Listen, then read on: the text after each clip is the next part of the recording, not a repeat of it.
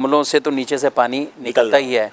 تو اس سے اگر گوبر جیسے ڈالی تو وہ ناپاک ہی ہوگا، پانی بھی ناپاک ہوگا، وہ پانی بھی ناپاک ہوگا جو کچھ اس میں سے بہ رہا ہے۔ تو ان چیزوں کا خیال رکھنا ہو۔ اس کی جگہ امیر اہل سنت دامت برکات مناریہ نے اسی رسالے میں کیمیکل والی ایک مٹی گئی ہے، کیمیکل والی کھاد آتی ہے مٹی۔ اب ساری گوبر، ساری کھاد تو گوبر نہیں ہوتی، اب تو کیمیکل والی بھی کھاد آ رہی ہوتی ہے نا؟ جی سب یہ جو ہے کھاد اب دکانوں پہ آرام سے مل جاتی ہے اور بڑی سستی ہے، اگر وہ لے کے ملا لیں تو یہ بہت زیادہ اچھا ہے کہ اس کو تیار کیا گیا ہے باقاعدہ، ہیٹ اپ کر کے اس کی جو ختم کیا گیا ہے مہک کو، کافی چیزوں کو اس کو، اور وہ زیادہ بہتر بھی ہے۔ وہ گوبر نہیں ہے، گوبر تو ہے لیکن گوبر نہیں بھی ہے۔ مثال کے طور پہ اب وہ گوبر نہیں لگتی ہے، وہ مٹی لگتی ہے، کھاد لگتی ہے، تو پھر کیا حکم ہوگا؟ دیکھیں وہ بھلے کھاد ہے یا کچھ بھی ہو، جب اس کے اندر موجود ہے وہ تو، اور ابھی وہ اپنی اصل کیفیت میں ہی موجود ہے، اس کی ماہیت اور اصلیت ابھی بدلی نہیں ہے، مٹی نہیں بنی ہے، مٹی نہیں بدلی، تو اس وقت تک اس کے اوپر وہی احکامات رہیں گے۔ اور یہ بھی ماشاءاللہ دین کا ایک حسن ہے کہ جہاں اس طرح کے معاملات آتے ہیں، قربانی آتی ہے تو ہم اس میں بھی نجاست اور اس طرح کی کئی ایسے احکامات شرعی جو سیکھنے ہیں۔ نبی پاک علیہ الصلوۃ والسلام سے ایک شخص نے پوچھا، عرض کی کہ میں بکریاں پالتا ہوں تو نماز پڑھنے کے بھی تو میں اسی میں ہی باڑے میں یعنی سائڈ پر بکریاں وہاں نماز پڑھ سکتا ہوں؟ آپ نے اجازت دی، پڑھ لو۔ اچھا وہیں دوسرے نے سوال کیا کہ میں اونٹ پالتا ہوں، میں وہاں پڑھ لوں؟ منع فرمایا، ورنہ تم نہیں پڑھو۔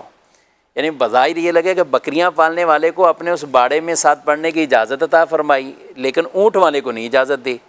تو اس میں بھی اتنی حکمتیں بیان فرمائی کہ رسول اللہ صلی اللہ علیہ وسلم نے جو یہ چیزیں بیان کی کہ بکریاں جس طریقے سے عام طور پہ زمین کو آلودہ کریں وہ، تو اونٹ کی کیفیت اس سے بالکل جدا ہوتی ہے۔ دوسری جو مین حکمت یہ تھی کہ بکریوں سے ساتھ کوئی نماز پڑھنے والے کو تکلیف اس طرح نہیں پہنچے گی، اگر کوئی اونٹ آ گیا تو یہ تو اس نمازی کا کام ہی کر دے گا۔ تو آپ نے اونٹوں کے اس جو باڑہ ہے وہاں پہ اس طرح نماز پڑھنے کی ممانعت فرمائی ہے۔ اچھا اس میں یہ نہیں کہ زمین جیسی بھی ہو، زمین کا پاک ہونا بھی شرط ہے، کہ کئی ایسے گاؤں دیہات بھی ہوتے ہیں جہاں یہ گوبر سے لیپ کرتے ہیں زمینوں کو باقاعدہ، یعنی ان کا فرش ہی یہی ہوتا ہے، گوبر اور مٹی سے کر کے پورا، وہ شاید آپ نے کبھی دیکھا ہو اس طرح کے، یا آپ نے نہیں دیکھا تو آپ سندھ گئے ابھی دیکھ کے آئے کچھ ایسی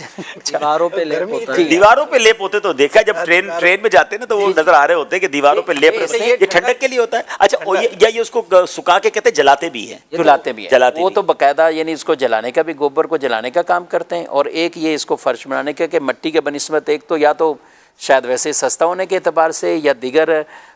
مضبوطی کے اعتبار سے، کیونکہ فقہ کی کتابوں میں بھی اس کے مسائل موجود ہیں، پہلے لوگ اسی طرح کے ایسے فرش پہ نماز نہیں پڑھ سکتے، ظاہر اس طرح تو نہیں پڑھیں گے لیکن اس کے اوپر موٹا کپڑا یا جائے نماز کوئی ایسی چیز بچھا کر پھر نماز پڑھیں گے تو نماز اس کی ہو جائے گی۔